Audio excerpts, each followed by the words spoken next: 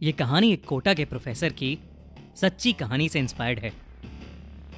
2011 में विनीत को फाइनली उसकी ड्रीम जॉब मिल गई थी। उसे कोटा के एक फेमस इंस्टीट्यूट में एक टीचिंग फैकल्टी का रोल मिला था।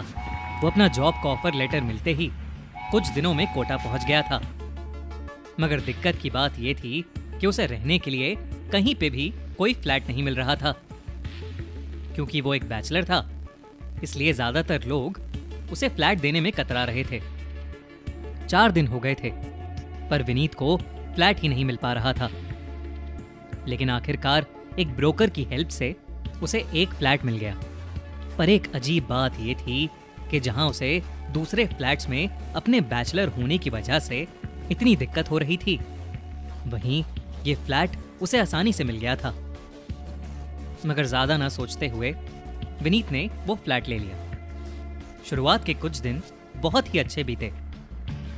विनीत कोटा के लोगों से घुल मिल रहा था और अपना काम बहुत एक्साइटमेंट से कर रहा था। रोज की तरह विनीत अपने लेक्चर्स खत्म करके घर पहुंचा और थकान होने की वजह से वो सीधा सोने चला गया। लेकिन उस रात कुछ ऐसा हुआ जो कोई सोच भी नहीं सकता था। विनीत जब सो रहा था तो उसे अचानक ऐसा लगा कि कोई काला साया उसके ऊपर चढ़कर बैठ गया है। विनीत को ऐसा लग रहा था कि उस साये का चेहरा विनीत के चेहरे के बेहद करीब था। इतना करीब कि विनीत को उसकी सांसें भी अपने चेहरे पर महसूस हो रही थीं। विनीत की बेचैनी बढ़ने लगी और अचानक वो हड़बड़ा कर उठ गया। विनीत ने उस कमरे की लाइट जलाई, मगर उस कमरे में विनीत के अलावा और कोई भी नहीं था। खिड़कियां खुली हुई थीं और हवा चलने की वजह से कमरे के पर्दे भी तेजी से हिल रहे थे। उस कमरे में एक अजीब सी ठंडक थी, लेकिन विनीत घबराहट के मारे पसीने में तर खड़ा था। उसे लगा कि शायद उसने कोई बुरा सपना देखा है। उसने घड़ी में टाइम देखा तो रात के 2:30 बज रहे थे और अब विनीत की आंखों में नींद का कोई नामो निशान नहीं था। नींद ना आने की वजह से वो अपने स्टडी टेबल पर बैठकर एक किताब पढ़ने लगा और अपनी कल की क्लास के लिए तैयारी करने लगा। लेकिन कुछ ही देर बाद उसे फील हुआ कि जैसे कोई काला साया उसके पीछे मंडरा रहा हो। विनीत ने मुड़कर देखा, मगर वहां कोई नहीं था। रात भर हल्की हल्की आहटों के चलते वो बार बार कुछ देर में पलटकर देखता रहा, मगर वहां कोई भी नहीं होता। इसके चलते ना वो रात भर सो पाया और ना ही पढ़ पाया। विनीत की अगली रातें भी कुछ ऐसे ही बीती। वो बीच रात फिर वही सपना देखता और उठ जाता और फिर पूरी रात घबराहट में बिता देता। उसे लगने लगा कि शायद वो थोड़ा पागल हो रहा है। एक रात जब विनीत घर आया तो उसने देखा कि उसकी सारी किताबें उसके बुकशेल्फ से गिरी पड़ी थीं और उसके नोट्स पर इंक फैली हुई थी। विनीत ये देखकर डर गया। उसने देखा कि उसके कमरे की खिड़की खुली हुई थी, तो उसे लगा कि शायद तेज हवा के चलते उसकी किताबें नीचे गिर गई होंगी। वो अपनी किताबें समेटने लगा और वापस उन्हें अपनी टेबल के ऊपर रखने लगा। लेकिन तभी विनीत को फिर से ऐसा लगा कि कोई काला साया उसके पीछे मंडरा रहा है। जब वो पीछे मुड़ा तो उसके होश उड़ गए। उसने देखा कि एक 16-17 साल की लड़की उसके कमरे के दरवाजे पर खड़ी हुई है और उसे घूर कर देखे जा रही है। उस लड़की के बाल बिखरे हुए थे, आंखों के नीचे बड़े बड़े काले गड्ढे थे और कपड़ों पर धूल जमी थी। उसकी गर्दन पर एक बहुत ही भयानक चोट का निशान था। अचानक उस लड़की ने अपनी गर्दन टेढ़ी की और वो विनीत को देखकर मुस्कुराने लगी। उसकी आंखें भी अचानक ही सफेद पड़ गईं और फिर एकदम से वो वहां से गायब हो गई।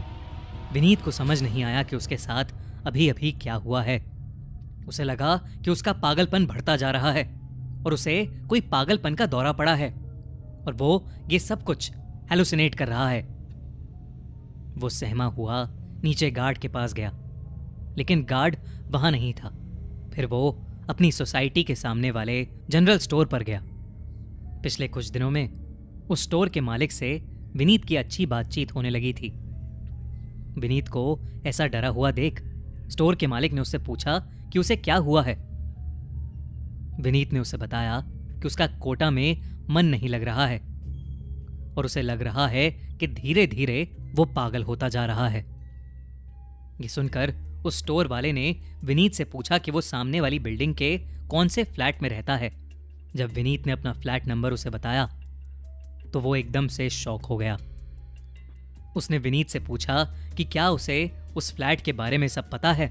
विनीत को कुछ समझ नहीं आया।